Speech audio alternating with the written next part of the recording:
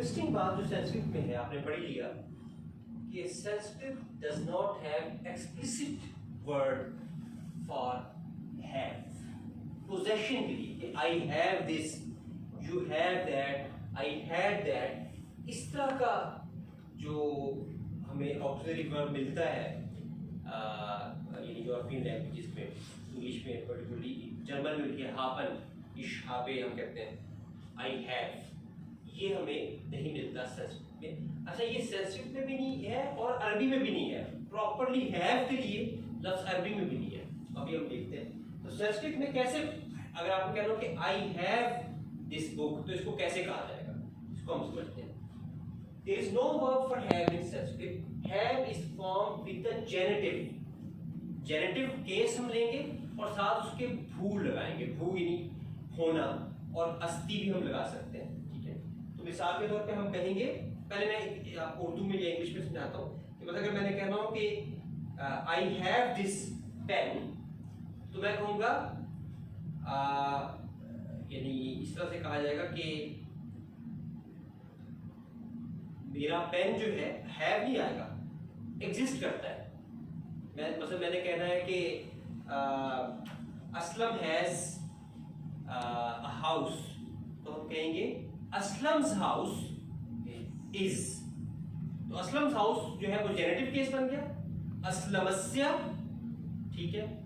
और उसके बाद जो है गृहम, असलमस्य गृहम, गृह भवति, तो ये पैटर्न होगा हैव के लिए। तो मिसाल के तौर पर यहाँ लिखा है कि द हीरो हैज ए सन, तो हैज के लिए डायरेक्ट नहीं आएगा, वीरस्य इस जेनेटिव केस, वीरस्य पुत्रो, ये असल में क्या था, पुत्र, ये संधि की वजह से पुत्रो हो गया। और ये पुत्रो क्यों हुआ कि सामने उसके जो है भार है जो कि वॉइस्ड है, तो वॉइस जब होगा तो सामने ये पुत्रो बन जाएगा। ये बिल्कुल विसर्ग संधि की एग्जांपल भी आ गई है। तो वीरस्य पुत्रो भवति, तो लिटिल ट्रांसलेट बनेगा ऑफ द वीर, of the hero, son is, son exist, ठीक है। तो the hero has a son, इसको हम ट्रांसलेट क्यों करेंगे इंग्लिश के अंदर। इसी तरह अरबी में जो है वो लका या लहू हम इस्तेमाल करते हैं, ला के साथ जो होगा ये उसके लिए है, वो ला एक प्रपोजिशन है, लहू मुल्कुस समावाति वल अर्ज़, उसके लिए है, ठीक है। मेरे लिए ये किताब है, किताबुन ली, हम ये नहीं कहेंगे आई हैव वो, तो हम कहेंगे ली, मेरे लिए है ये किताब, यानी आई हैव दिस। इसकी एक फिलोसॉफिकल पहलू भी है इस बात का, और वो ये है कि चूंकि हर जबान जो है वो एक पर्सपेक्टिव है चीज़ों को देखने का, वो सिर्फ जो है सिंपल एक लैंग्वेज नहीं है, बल्कि वो एक पूरा अंदाज है ज़िंदगी को समझने का।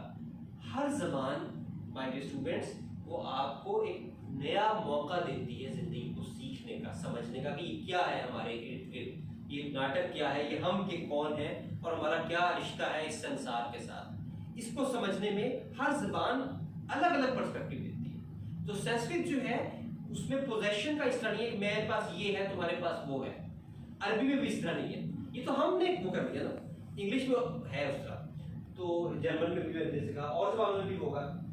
तो वो मुझे याद आती है, एरिक फ्रॉम की बड़ी मशहूर किताब है जर्मन जबान में, haben oder sein, to have or to be, to have or to be, haben oder sein, क्या आप, तो एक आपका वो कहता है कि जिंदगी में एक आपका हैविंग मोड है और एक आपका बीइंग मोड है। आप जिंदगी यूं गुजारते हैं कि मेरे पास ये है, मेरे पास वो है, मेरे पास ये घर है, मेरे पास गाड़ी है, I have this, I have that, और एक ये है कि आई एम दिस, ये आपका बीइंग मोड है, being mode, I am this, I am, यानी मैं वो हूँ जिसके पास ज्ञान है, या मेरे पास जो है वो कोई मैं ऐसा हूँ, मेरे पास सेंस ऑफ ह्यूमर है, जो भी आपकी क्वालिटीज हैं, जो आपके गुण हैं, वो आपकी जात का हिस्सा है, ठीक है, या उनको आप इम्प्रूव कर रहे हैं। और एक ये है कि आप पोजेशंस के साथ अपने आप को आइडेंटिफाई करें। तो ये क्वेश्चन कि आप कौन हैं, वो आप हैविंग मोड में भी जवाब दे सकते हैं कि ये बंदा वो है जिसका बड़ा बैंक बैलेंस है, ये बंदा वो है जिसके पास 10 गाड़ियां हैं। और आप बीइंग मोड से भी कर सकते हैं, ये वो बंदा है कि जिसके पास अच्छी सेंस ऑफ ह्यूमर है, ये वो बंदा है जो बड़ा ख्याल रखता है हमारा।